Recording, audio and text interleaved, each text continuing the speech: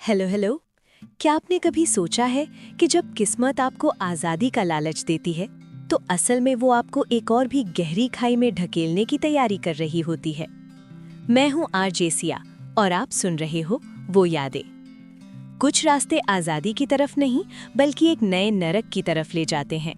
रुबीना को लगा कि उसने उस कैद से पीछा छुड़ा लिया है, पर उसे क्या पता था कि शहर बदलने से उसकी तकदीर नहीं बदलने वाली।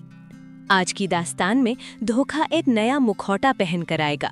दिल थाम लीजिए क्योंकि ये मोड़ आपकी रूह को झंझोड़ देगा। रुबीना ने अपना दुपट्टा उठाया, उसे सर पर ओढ़ा और दबी पांव उस दरवाजे से बाहर निकलकर नीचे उतर आई। नीचे आते ही वो एक अनजान गली में घुस गई और बस चलती रही। डर के मारे वो बार बार पीछे मुड़कर देख रही थी। उसके बेजान शरीर में न जाने कहां से इतनी जान आ गई थी। वो बस भाग रही थी। भागते भागते वो एक ऐसी सड़क पर पहुंची जहां इक्का दुक्का लोग दिख रहे थे। उसने उनसे बात करनी चाहिए, मदद मांगी, पर बड़े शहरों की लाइफ ऐसी ही होती है ना, सब अपने आप में व्यस्त, किसी के पास किसी के लिए वक्त नहीं था। आखिरकार एक महिला ने उसे रास्ता बताया और भटकते हुए रुबीना रेलवे स्टेशन पहुंच गई। भीड़ इतनी कि पैर रखने की जगह नहीं। प्यास से गला सूख रहा था, उसने पानी पिया और मुंह धोने लगी। रुबीना थी ही बेइंतहा खूबसूरत, मुंह धोते ही उसकी मासूमियत और चमक उठी। वहीं खड़े कुछ लड़के उसे ताड़ने लगे। उनमें से एक ने कहा, यार क्या मस्त दिखती है, पर भीड़ की वजह से पंगा लेने से डर गए और चले गए। रुबीना वहीं बैठ गई, जेब में एक पैसा नहीं, जाए तो कहाँ जाए। तभी उसकी नज़र सामने से आते उसी अधेड़ आदमी पर पड़ी जिसने उसे कैद कर रखा था। रुबीना अंदर तक सहम गई। उसने दुपट्टा चेहरे पर डाला और दूसरी तरफ भागी। भीड़ में वो तेज कदमों से आगे बढ़ रही थी। डर था कि कहीं पकड़ी ना जाए। तभी वो किसी से टकरा गई। वो गिरने ही वाली थी कि एक लड़के ने उसे थाम लिया। वो लड़का शिवेन रुबीना की आंखों में खोटा रह गया। इतनी सुंदर आंखें उसने पहले कभी नहीं देखी थीं। रुबीना ने माफी मांगी और चली गई, पर शिवेन वहीं खड़ा उसे देखता रहा जब तक वो ओझल नहीं हो गई। शिवेन के दोस्त उसे खींचते हुए ले गए, पर शिवेन का दिल वहीं रह गया था। रुबीना ने सामने ट्रेन खड़ी देखी और बिना सोचे उसमें चढ़ गई। भीड़ बहुत थी, इसलिए वो बाथरूम के पास दरवाजे के पास दुबक कर बैठ गई। उसे लगा वो बच गई है, पर तभी किसी ने उसके कंधे पर हाथ रखा। रुबीना जैसे ही पलटी, उसकी सांसें थम गईं। सामने युवान उर्फ मनीष खड़ा था। इससे पहले कि रुबीना कुछ बोल पाती, मनीष ने उसके मुंह पर बेहोशी का रुमाल रख दिया। रुबीना अगले ही पल बेहोश हो गई। मनीष ने सेठ को बुलाया। सेठ ने भड़कते हुए कहा, ये लड़की चालाक है, मुझे मेरे पैसे वापस दे। पर मनीष ने रौब झाड़ा और बोला, मैंने इसे ट्रेन में पकड़ लिया, वरना जेल चले जाते। अब हिसाब बराबर, आज से मैं तुझे नहीं जानता। मनीष वहां से निकल गया। सेठ ने बेहोश रुबीना को देखा। उसकी हवस अब भी जागी हुई थी। उसने टीटीई को पैसे देकर सीट का इंतजाम करवाया और लोगों से झूठ बोला कि ये उसकी बीमार बेटी है। ट्रेन चल पड़ी। रुबीना बेहोश थी। अनजान की अब ये सफर उसे कहाँ लेकर जाएगा। अंधेरा घिरने लगा और रात हो गई, पर रुबीना को होश नहीं आया। डायरी का इतना हिस्सा पढ़कर रुद्र ने उसे बंद कर दिया। उसका कलेजा फट रहा था। एक महज 18 साल की लड़की के साथ इतना दर्द। रुद्र खुद को रोक नहीं पाया। उसकी आंखों से आंसू फर्श पर गिरने लगे। वो रुबीना के दर्द से पूरी तरह जुड़ चुका था। रुद्र ने उठकर अपना मुंह धोया और आईने में देखकर कसम खाई, किसी को नहीं छोड़ूंगा। जिसने तुम्हें दर्द दिया है, किसी को नहीं छोड़ूंगा। रुद्र ने अपने कमरे की दीवार पर बड़े अक्षरों में नाम लिखा, रुबीना। उसके चारों ओर बोला बनाया और उससे जोड़कर लिखा, युवान और सेठ। उसका दिल चाह रहा था कि अभी उन्हें जिंदा गाड़ दे, पर ये तो सिर्फ दर्द की शुरुआत थी। शाम की बारिश में एक कागज उड़ता हुआ उसके पास आया, जिस पर मोती जैसे अक्षरों में लिखा था, रुबीना, एक नापाक जिंदगी। रुद्र सारी रात सो नहीं पाया। दोस्तों, रुबीना का दर्द अब रुद्र की आंखों में घूम रहा था। क्या ये डायरी सिर्फ एक कहानी है या किसी बदले की शुरुआत? रुबीना का ये सफर उसे किस मोड़ पर लेकर जाएगा, ये तो सिर्फ वक्त बताएगा। रुबीना की कहानी पढ़ने के बाद रुद्र सारी रात सो नहीं पाया। वो बिस्तर पर करवटें बदलता रहा, पर वो दर्द, वो रुबीना की चीखें उसकी आंखों के सामने घूमती रहीं। उसे समझ नहीं आ रहा था कि कोई इतना बेरहम कैसे हो सकता है। जब दिल नहीं माना तो रात के 3 बजे रुद्र उठा और अपनी स्टडी टेबल पर आ बैठा। उसने फिर से वो डायरी उठाई और आगे पढ़ने लगा। ट्रेन दिल्ली स्टेशन पर आकर रुकी। रुबीना की जब आंख खुली तो वो हैरान रह गई। उसने देखा कि सीट पर बैठे लोग अभी नींद से जाग रहे हैं। उसे कुछ याद नहीं था कि वो यहाँ तक कैसे पहुंची। हिम्मत करके वो ट्रेन से नीचे उतरी और स्टेशन से बाहर आ गई। अजनबी जगह, अजनबी लोग, वो अंदर से बहुत डरी हुई थी। उसने राह चलते एक आदमी से पूछा, भाई साहब, ये कौन सी जगह है? आदमी ने उसे अजीब नजरों से देखा और बोला, भांग खा के आई हो क्या? सामने बोर्ड नहीं दिखता? दिल्ली है ये मैडम जी। रुबीना घबरा गई। दिल्ली?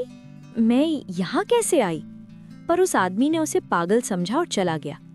रुबीना वहीं खड़ी थी कि तभी किसी ने उसके कंधे पे हाथ रखा। उसका दिल धड़क उठा। सामने वही अधेड़ सेठ खड़ा था। इस बार सेठ ने मिठास से भरा एक नया जाल बुना। उसने कहा, घबराओ मत, अब मैं तुम्हें कुछ नहीं करूंगा। तुम्हारे पति ने तुम्हें बेचा था, इसलिए मैंने तुम्हें अपने पास रखा। अब मैं वापस सऊदी जा रहा हूँ तो तुम मेरे किसी काम की नहीं, इसलिए तुम्हें तुम्हारे घर जौनपुर छोड़ने आया हूँ। रुबीना की आंखों में खुशी के आंसू आ गए। उसने मासूमियत से सेठ पर भरोसा कर लिया। सेठ ने उसे बेंच पर बिठाया और बोला, मैं टिकट लेकर आता हूँ। रुबीना वहाँ बैठकर सपने देखने लगी, अपनी अम्मी, अब्बू, नज़मा और सलमा के पास वापस जाने के। उसने सोचा कि वो घर वालों को युवान के धोखे के बारे में नहीं बताएगी, वरना वो जीते जी मर जाएंगे। कितना कुछ सोचना पड़ता है ना एक लड़की को अपने परिवार के लिए। सेठ वापस आया, हाथ में टिकट और 2 कप चाय थी। उसने कहा, ये लो, चाय पियो, ट्रेन 1 घंटे बाद की है। रुबीना ने चाय पी और उसे थोड़ा सुकून मिला। उसे लगा जख्म देने वाला ही अब मरहम लगा रहा है। वो दीवार से सर टिकाकर आंखें मूंद गई और धीरे धीरे स्टेशन का शोर धुंधला हो गया। लेकिन उसी दोपहर सेठ किसी मुरली नाम के आदमी से सौदा कर रहा था। मुरली, फ्रेश माल है, 2 लाख में चाहिए तो बोल। मुरली थोड़ा हिचकिचा रहा था, पर जब सेठ उसे एक वैन के पास ले गया और बेसुध पड़ी रुबीना को दिखाया तो मुरली देखता रह गया। इतनी खूबसूरत बला उसने पहले कभी नहीं देखी थी। उसने तुरंत नोटों की गड्डी सेठ के हाथ में थमा दी।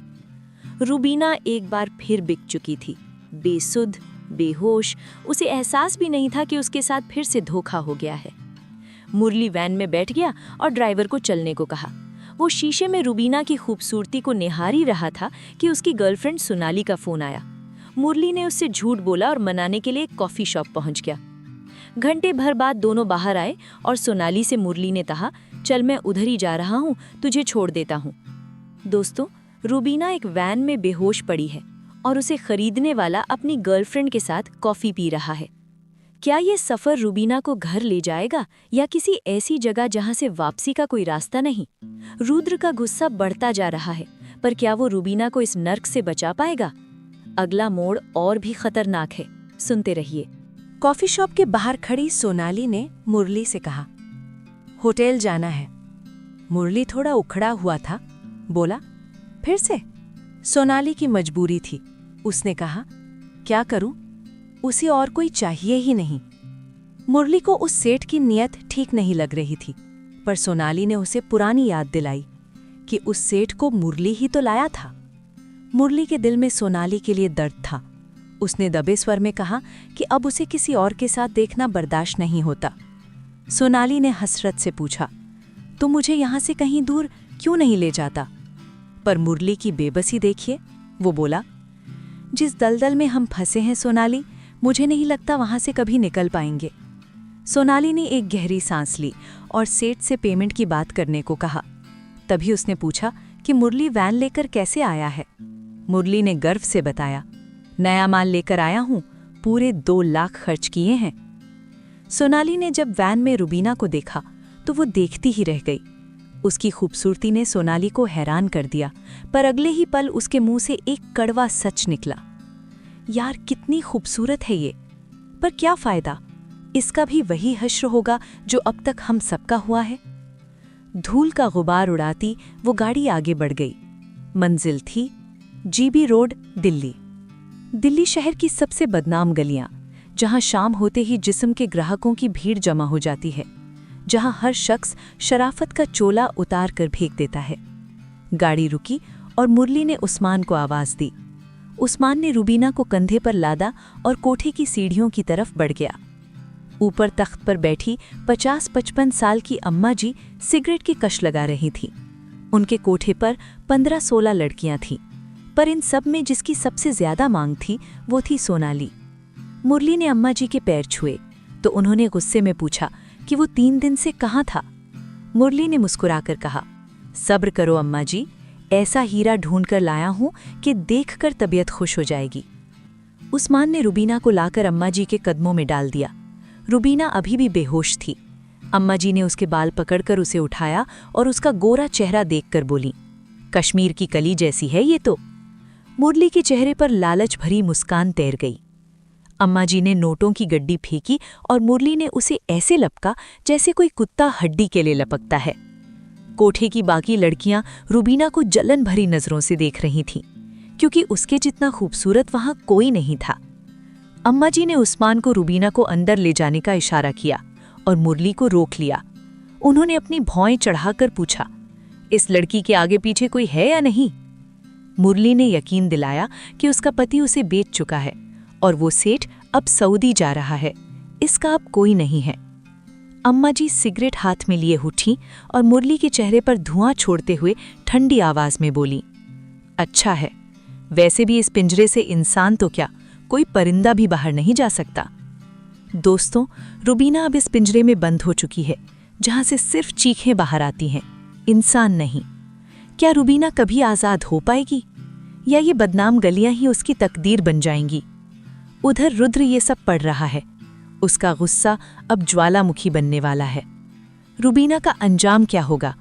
क्या कोई मसीहा उसे इस नर्क से निकाल पाएगा?